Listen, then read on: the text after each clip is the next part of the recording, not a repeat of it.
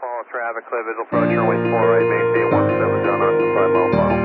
17 till 5 out. How you can mitigate the risk of a runway incursion or wrong surface event, and what the FAA and NTSB are doing to help.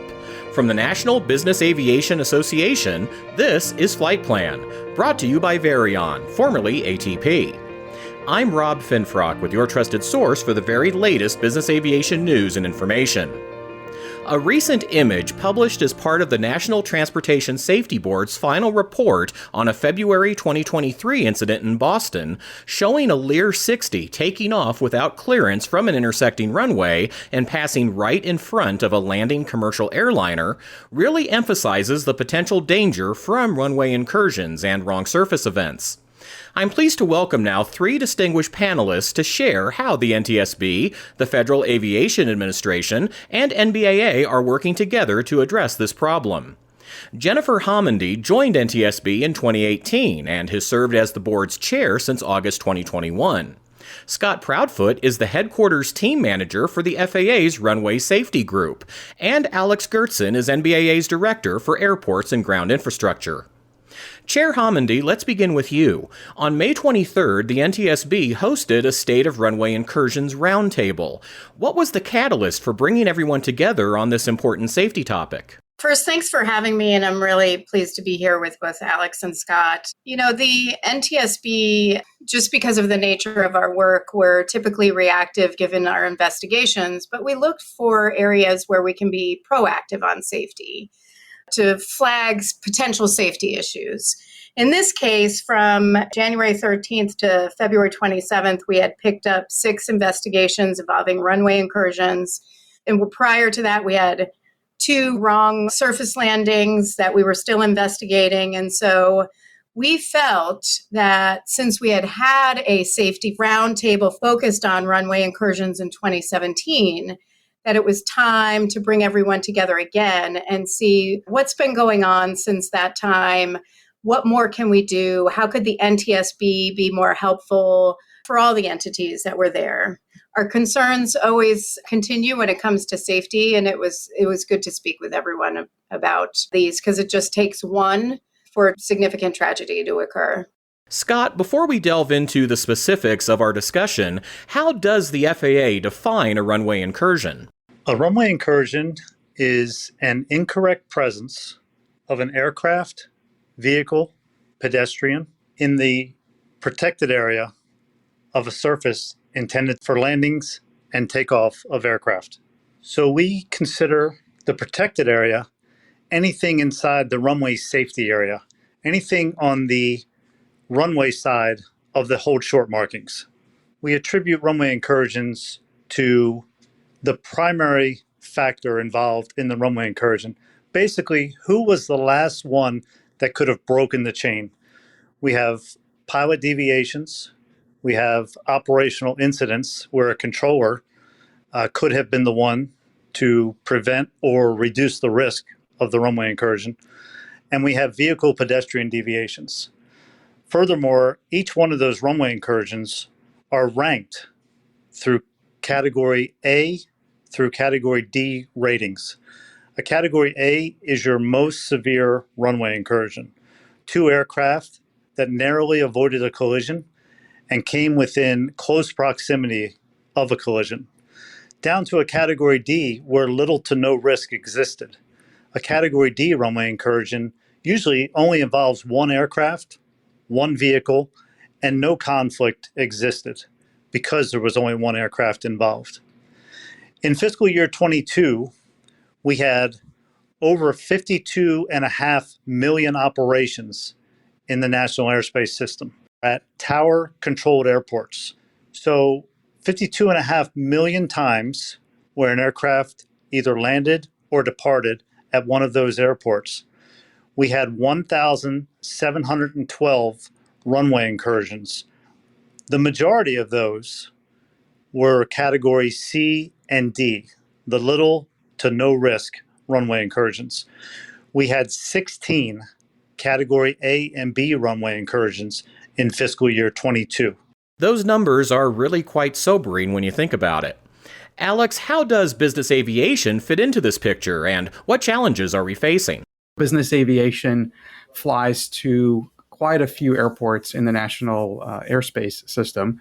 In fact, a lot of the aircraft go to different airports. They don't frequent the same airport as a lot of the airline pilots would become familiar with. That presents additional challenges.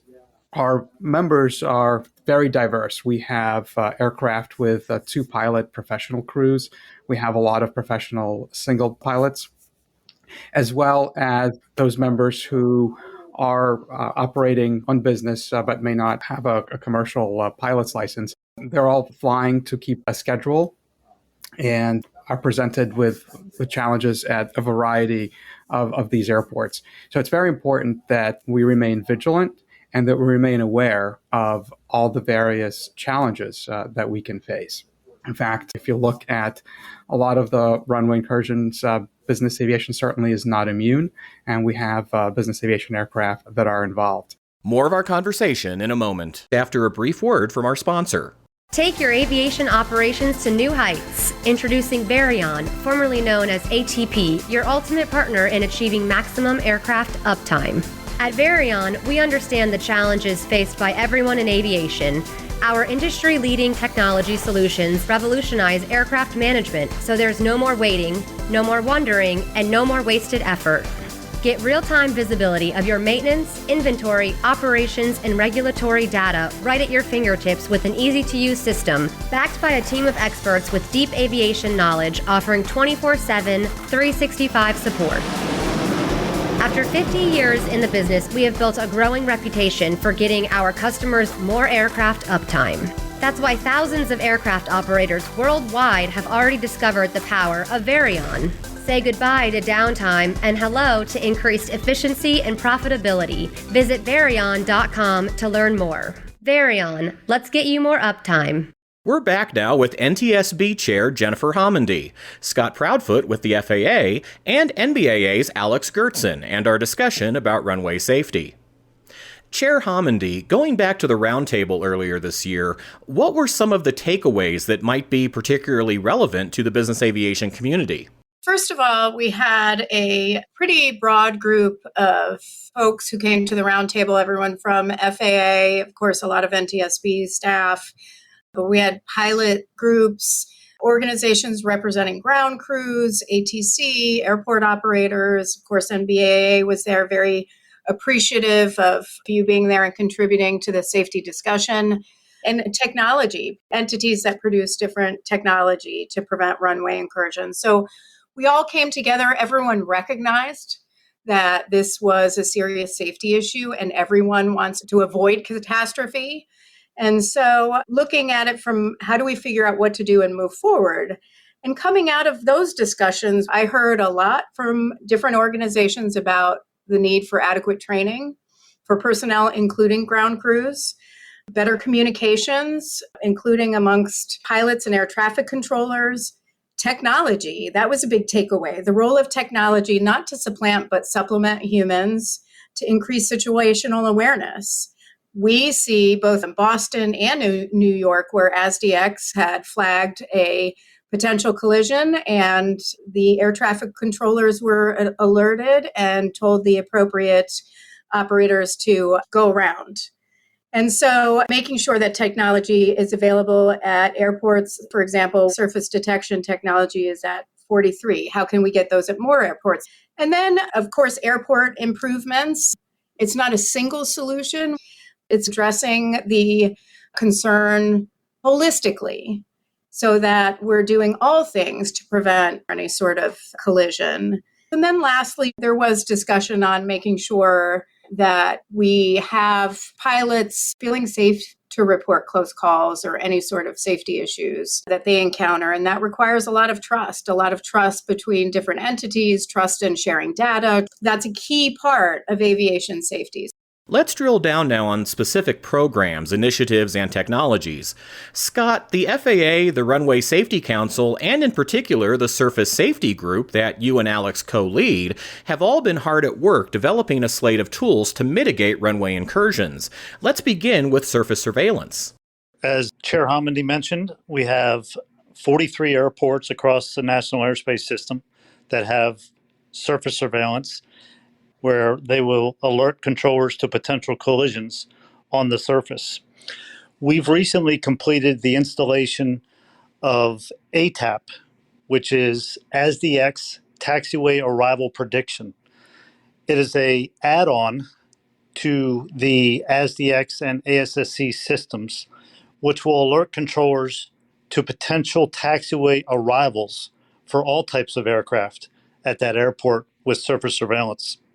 One other initiative we have, on June 6th, the FAA held a Surface Situational Awareness Industry Day. We invited outside companies to come and hear the FAA's needs on future situational awareness tools that controllers can use in the tower. Those organizations are reporting back to the FAA on what they could provide, and our team is meeting with them. We are part of a overall team to look at these options and make choices on future technology to increase situational awareness for controllers and enhance surface safety. Another tool is the Runway Incursion Mitigation Program. RIM is a program operated by the Office of Airports. The Office of Airports has certain locations throughout the United States where on the airport, a certain piece of geometry has led to numerous runway incursions at that location. For a location to fall under the RIM program, you need to have either 3 runway incursions at that location within a year, or 1 for every 3 years. So if a area on an airport falls under that category, it will enter into the RIM program. The RIM program is a mitigation program to fix that area on the airport. It can either be fixed by pavement changes, geometry changes, reconstruction of taxiways or runways, or in other methods also. Those locations are monitored by the Office of Airports, and as funding becomes available, those locations will begin construction activities to mitigate the risk of a runway incursion happening there. And what is ATAP, Scott? ATAP is the ASDX Taxiway Arrival Prediction System. It's a additional function that was added into the ASDX and ASSC systems. So at 43 airports, we have availability for controllers to be alerted when an aircraft aligns and possibly attempts to land on a taxiway. The system will provide an alert to the controller and issue the instruction of a go-around. The controller will respond by sending the aircraft around.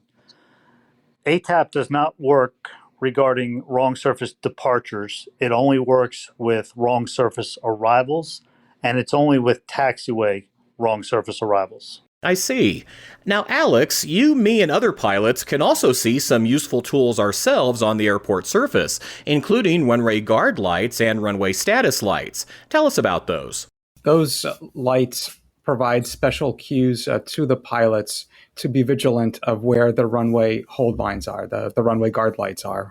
They're orange wigwag lights. They can be placed either adjacent to the taxiway where the intersection, when you approach the intersection with the runway, or they can be in pavement, or some airports have a combination of both.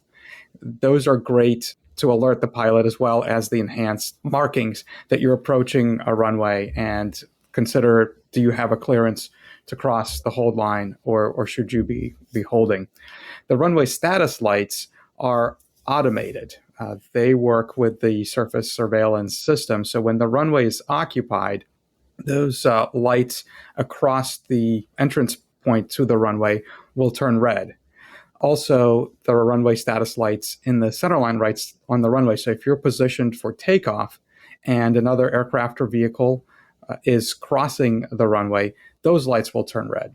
We've done a number of podcasts and news stories on them, and I'd encourage our listeners to go back and spend some time reviewing those resources and become very familiar with how runway status lights work. They're a great tool for pilots to know when the runway is occupied and when it's safe to enter or when it's safe to take off. The challenge is a lot of times when the lights were alerting the pilot to the situation, they followed air traffic control instructions rather than the lights. And thus the system, which is an enhancement to safety, wasn't able to fully assist the pilot. What the pilot should be doing is if the lights are red and they have a crossing clearance, for example, they should query the controller saying, runway status lights are red, should I still cross? If they're positioned to take off and they get a clearance for takeoff, but the lights are red, likewise, they should question the controller instructions rather than taking off. One of the other tools that we worked with the Surface Safety Group to develop is the arrival alert notices. That addresses wrong surface operations. They're currently available for 12 airports, and we hope to grow it to more airports that have the higher potential for wrong surface operations. With those, pilots should review those as part of their pre-flight and certainly before beginning their descent. The arrival alert notices depict the view that the pilots will see from the flight deck as they approach the airport, and they label the surfaces, whether there's confusion to land on a parallel taxiway to a runway for that particular airport, or if there's confusion where the left and right runways are. Those alert notices point that out, making it a lot more obvious for pilots to not make those mistakes. We've packed a lot of information and acronyms into the last few minutes, so I definitely encourage listeners to go back and review those programs. Scott, how else can pilots and business aviation operators in particular help the FAA and NTSB in mitigating runway incursions and wrong surface incidents? My one request is that pilots use all available resources. The Office of Runway Safety within the FAA, we put out a lot of great products. However, pilots have to know where to find them, and pilots have to make the effort to use them. And I'll give you one example. We are expanding our pilot handbook program right now. And what a pilot handbook is, it basically gives a pilot all the information they need to know about that airport from the control tower's viewpoint. The controller and the air traffic management team collaborate on this pilot handbook. They decide the important information that they want to pass along to the pilots. So this information is available to the pilot prior to them landing or departing from this airport. They can go onto our website and find access to these pilot handbooks, or they can go to www.faa.gov/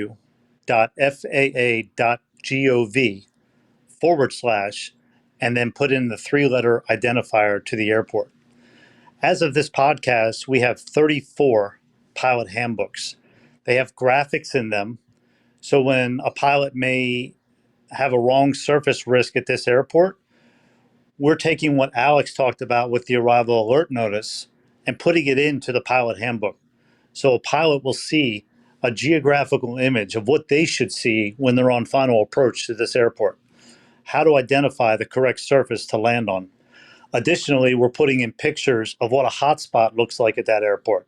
As you come up on a challenging geographical location where you have multiple taxiways in the vicinity of runways, what does that intersection look like? Which taxiways go which direction? All of that is in this pilot handbook. The controller piece is advising pilots, should I do left traffic or right traffic? What does my airport do on a daily basis? When should I contact the tower? On what frequency? All of this is in the pilot information handbook. So again, we produce the information and it's very helpful. However, we need pilots to go out and find the information, use the information in their pre-flight, and then use the knowledge that they have prior to operating at that airport to make their operations safer. I'm glad you mentioned the online pilot handbooks because my own home airport is one of the 34 you've covered so far. Really useful information there. I have two other issues I'd like to bring up. One, when we see runway incursions, The number one cause of a runway incursion is a pilot crossing a hold line without a clearance.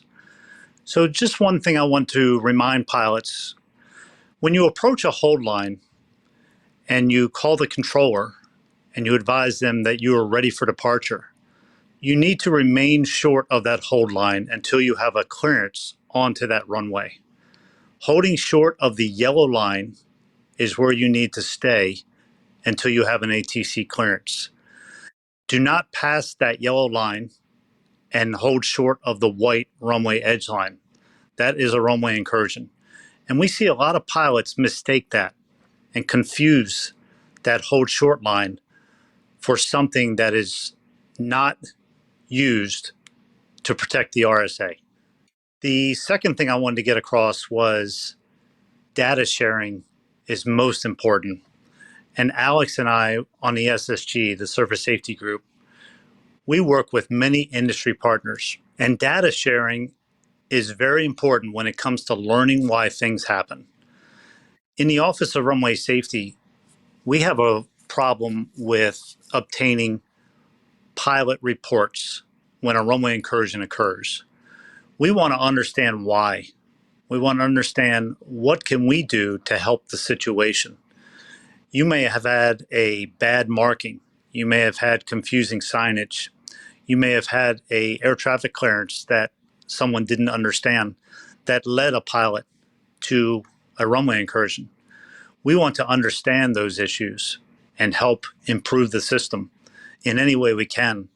And access to that data will only improve our job and our ability to be able to do that. Indeed. Thanks again, Scott.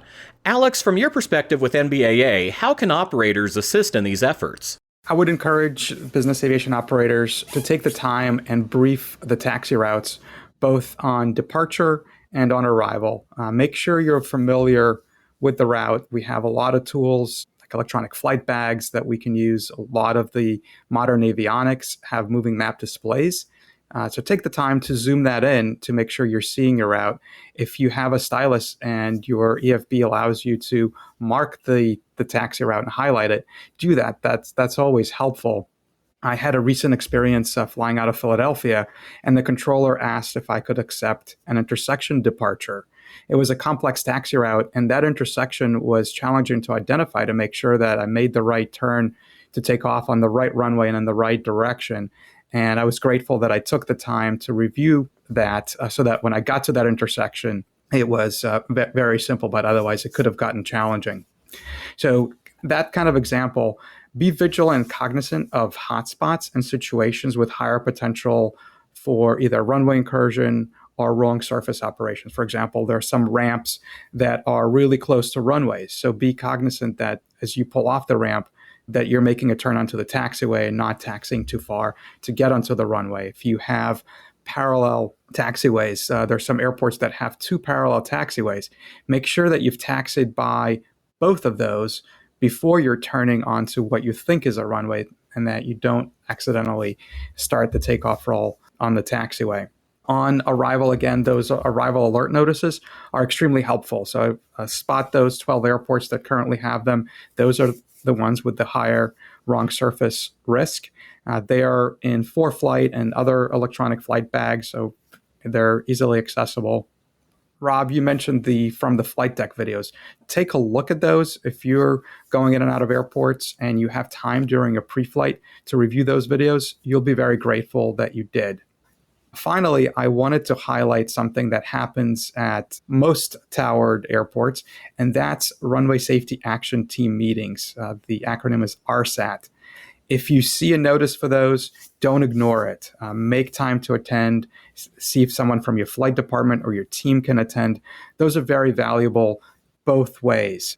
For you to get the information of what challenges are happening at that airport or potentially at an airport that you or your company frequents, and also to provide feedback of what you're observing from the flight deck, from your operational experiences, and share that with the FAA and the air traffic controllers so that it can be improved upon. So those typically happen annually, and there are some special Runway Safety Action Team meetings that Scott leads at airports that require a little bit of additional attention. So again, pay attention to those. Don't ignore those emails when you see them and try to participate.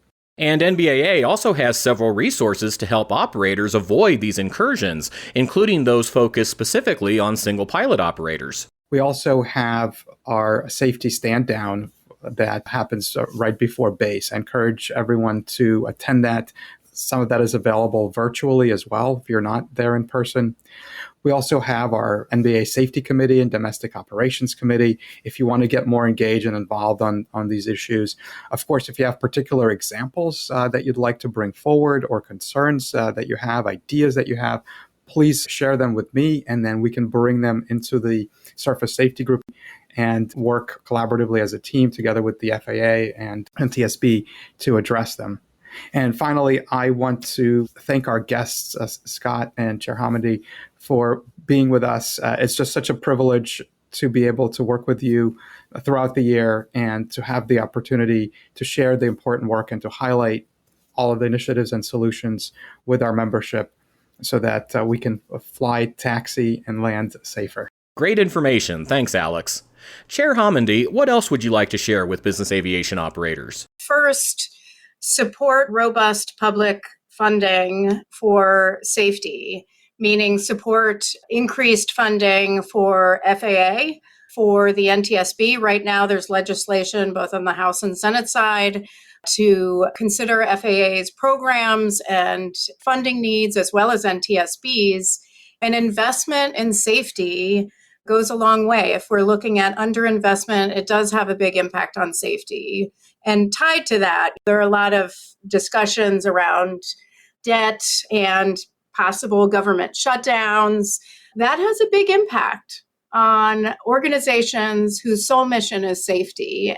I would implore pilots and flight crews to not just remain vigilant, but actively listen to instructions and communications from ATC, repeat them, and never hesitate to perform a go-around if you are concerned about safety. We talk all the time about get-there-itis, which has factored into a number of accidents that we've investigated. Always fall on the side of safety because a couple of minutes of inconvenience is certainly worth it in these situations. Also, for operators, I would recommend looking at the quality of training. We have a lot of new folks in the industry, new pilots, new ground crew, others, and everybody learns differently. There are some people who can learn a great deal on video, on the internet.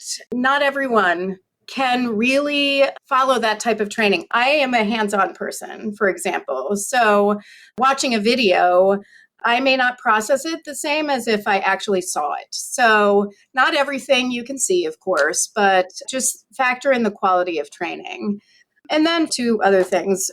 One, we at the NTSB constantly highlight the safety management alerts through that. I'm based in DC, but I travel all the time. And a lot of times I try, when I travel, to match up other site visits to make the most of my time and also develop relationships in a very positive atmosphere. And so I would say, if you're in DC, please reach out, come in and meet with me. But also, I'd love to visit you, more importantly, and make that connection, develop that relationship so that if, God forbid, something does happen, that we can have that open communication in advance. You may also look for Chair Hamady at NBAA's upcoming Business Aviation Convention and Exhibition, or NBAA BASE, coming to Las Vegas from October 17th through the 19th. More information is available at nbaa.org/BACE. And once again, I'd like to thank the Chair, along with Scott and Alex, for participating in this episode. In addition to the resources already mentioned, I encourage listeners to also check out nbaa.org/runway safety for more information about reducing runway incursions and wrong surface events. And be on the lookout for future discussions about runway safety that we plan to feature on Flight Plan in the coming weeks. And that's the latest from the National Business Aviation Association. Remember, you can subscribe to all Flight Plan episodes at Apple Podcasts, Google Podcasts, and Spotify, or wherever you find your favorite podcasts, including by asking your virtual assistant or connected device. Of course, you can also download Flight Plan directly from NBAA.org. I'm Rob Finfrock. Thanks for listening, and be sure to join us next time for a new episode of Flight Plan. Right base, sending out 3500. We got him inside. We're still on effect 170 cover.